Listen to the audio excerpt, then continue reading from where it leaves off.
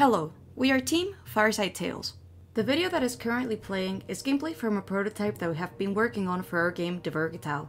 DVERGATAL is a 2-player split-screen local multiplayer game where players play as two dwarves from different clans.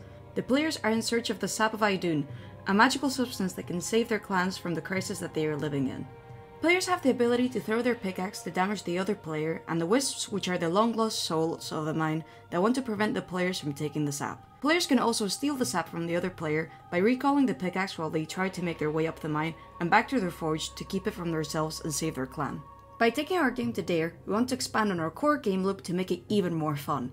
We have thought of a couple different abilities that we could add to the pickaxe to give players different ways of battling against each other and the enemies, as well as to add an even more magical feel to the game. Some of the abilities could be to make the pickaxe electric or even giving it explosive abilities.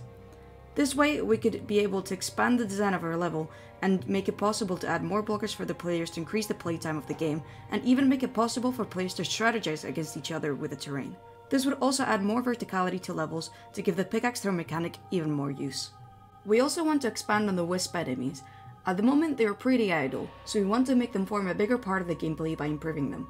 We want to work on the different types of attacks that the wisps do and unbalancing them, to make sure that they are aggressive enough towards players but not impossible to beat. Some of the attack changes that we had thought of was to make the wisps throw projectiles at the players, since at the moment with the player attack being ranged and the wisps being melee, they aren't able to interact enough before getting killed. We have an incredible art team, and since we're going to be adding to the level design, they will be creating even more art to add detail to the environment, such as lakes, stalactites and crystals to make our level even more magical.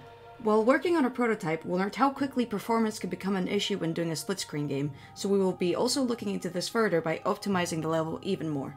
Thank you so much for listening. We hope that you consider our team for Dare.